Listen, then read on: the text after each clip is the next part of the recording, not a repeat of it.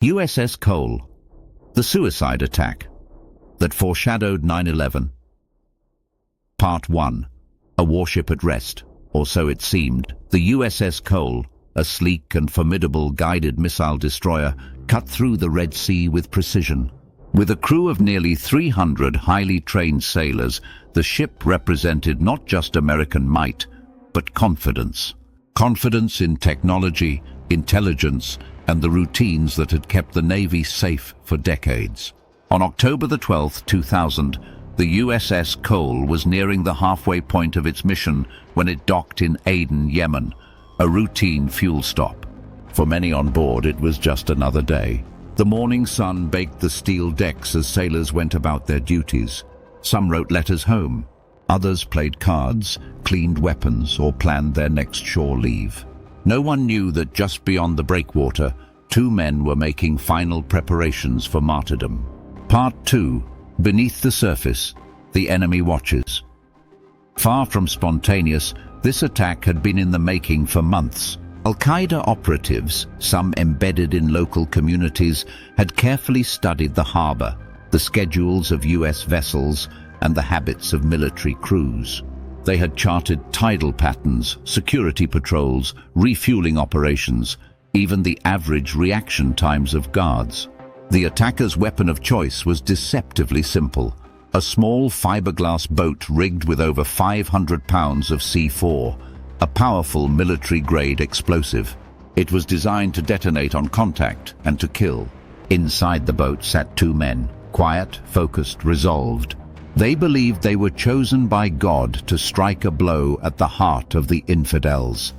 Their eyes were locked not on the sea, but on the American flag waving from the stern of USS Cole. Part 3. The perfect deception. At 11:18 a.m., the small boat approached slowly, just another vessel among many in the busy Yemeni port.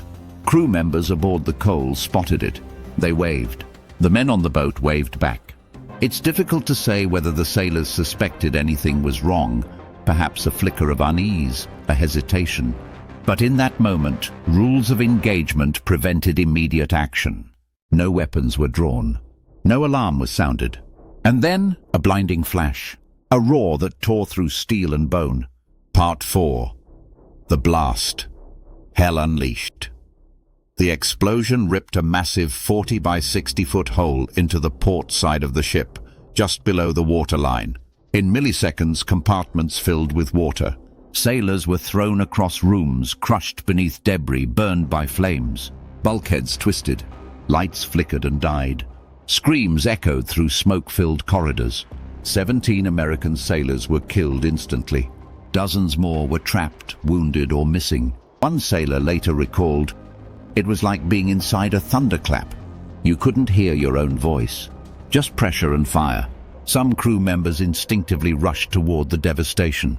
Others, dazed and bloodied, tried to make sense of the chaos. The fire suppression systems were overwhelmed. The medics worked with shaking hands, knowing they were outnumbered by the injured. The ship, once a marvel of steel and order, was now a floating tomb. Part 5. Survival and heroism. Amid the ruins, and yet, in the heart of the disaster, courage emerged. Sailors formed human chains to rescue the wounded. Others dove into flooded compartments, holding their breath, searching for the living. Chief petty officers directed emergency triage stations on the deck. Young sailors carried wounded comrades over collapsed beams. Some never returned from the smoke. For hours they fought, not just to keep the ship afloat, but to keep each other alive. Back on land, panic swept through the US Embassy in Yemen. Communication lines were jammed. Confusion reigned. Was this just the first of many attacks? Were more ships targeted?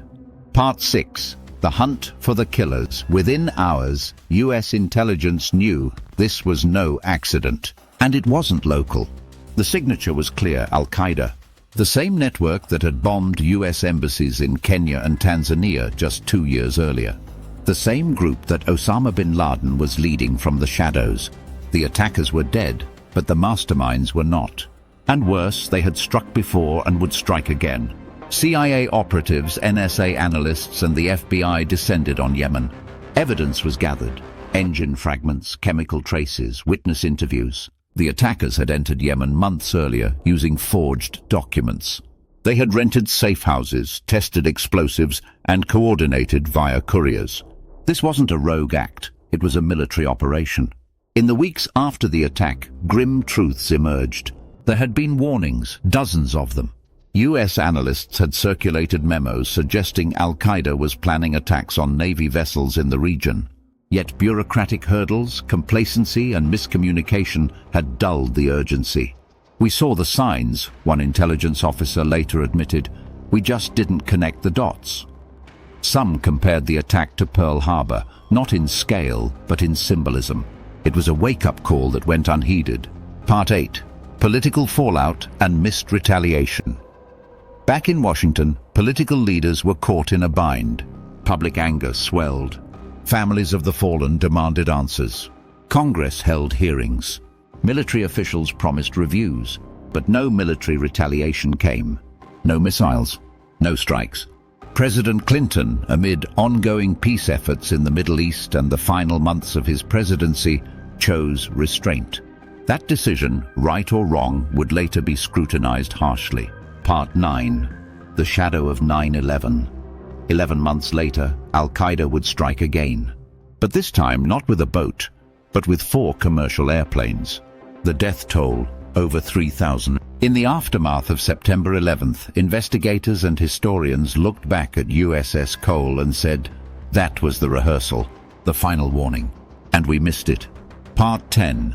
Remembering the fallen, rebuilding the ship, the USS Cole did not sink. Through the effort of her crew and the Navy's engineers, she was patched, reinforced, and eventually sailed again, scarred but standing. In Norfolk, Virginia, a memorial stands bearing the names of the 17 sailors who lost their lives.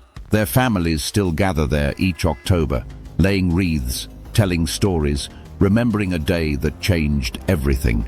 Epilogue. A nation on alert. Today, the lessons of USS Cole echo through every Navy briefing, every port inspection, every ship's deployment. The policies have changed. The training has evolved, but so has the enemy. The attack on USS Cole was not just a moment in time. It was a mirror held up to a nation, forcing it to confront how vulnerable even its strongest warships could be in the face of asymmetric warfare. This was more than a bombing. It was a prelude to a new kind of war.